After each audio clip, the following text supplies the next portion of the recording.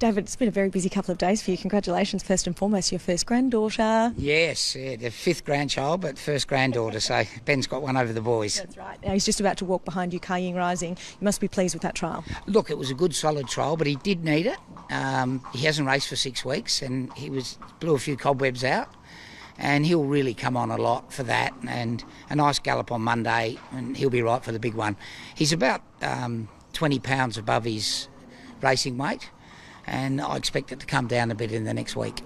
And how's he been parading here? He seems quite settled. Not bad. He'll be better. Hopefully, he'll improve for the experience. I'd say he's about 20% different than Hong Kong, so he could improve in that factor. And that was something that you really wanted to make sure he got exposure to this morning, seeing the crowd, the huge crowd, by the way, and being able to get a feel of the parade ring. Yeah, like for the staff as well, just to have a bit of a dress rehearsal.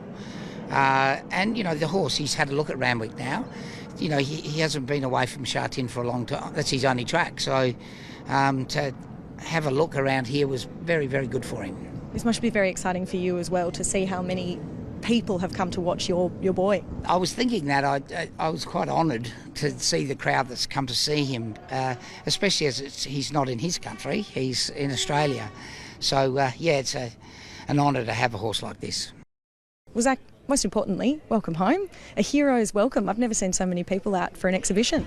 I think they were coming for the bacon and egg rolls. Apparently they're very good. I did sneak one and I can confirm that. Now let's talk about him, Ying Rising. What did you make of him? Let's start with his demeanour, actually, how he's been. You've obviously just reunited with him this morning for the first time since he travelled. Yeah, I was a little bit concerned when I seen him in the saddling stalls. He was quite agitated. I could see him being sweating. And then even more so once he come into the parade ring, his sweat was coming out between the back of his legs, and you could tell that the moment was getting to him a little bit. So it's good that he's had the dress rehearsal, and hopefully he sort of gets that out of his system and he's going to be better on race day. But there's going to be a lot more people on race day than there were this morning, even though we had a big turnout.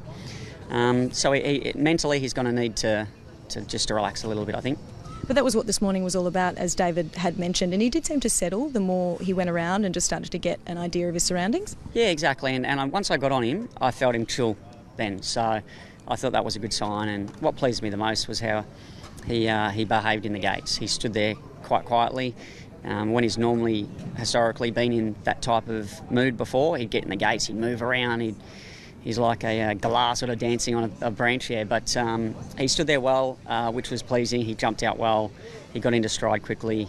He travelled around good. As I said to the media before, I think the track was a little bit softer than what he would like. He hasn't really raced on a track like that before, and he's carrying a bit of condition, not having done much since his race. So he needed the hit out. The ground was a bit soft, so he was grinding away a little bit, but he's going to come on. He's had a feel of the track now, so he should be more comfortable next time. He's going to need to improve, and we hope he will. He was strong through the line. Did he have a bit of a blow? He had a really big blow. Yeah, he was feeling it when he pulled up, and he's going to have to go another 200 metres on race day, so he's going to have to do a little bit more work between now and the race. What's this whole experience like? You're obviously a big race rider in Hong Kong. It's a lot of media commitments over there, a lot of pressure, but to come over here and face the media this morning and be a part of this, do you feel it? No, I don't feel it. I enjoy it. Yeah. You know, it's nice to come down here. It was good to get around to golfing yesterday. And then, yeah, it's good to see everyone come out and support the horse as well, support racing. We've got a lot of, avid followers of our sport, which is great, not just here in Australia, but globally. And he's added another dimension to the race. So it's good to be a part of it. Maybe on race day we'll see how it is, but fundamentally my job's going to be the same as it always is. I just got to, hopefully get him out the gates nicely, get him into a rhythm, find his spot in the race, and, at the end of the day, if he's good enough, he's going to show that, and hopefully he is. Having horses like him are so important for our industry to bring everyone out here. He's the star of the show, you're the star of the show. It all goes hand in hand about making sure that racing is relevant.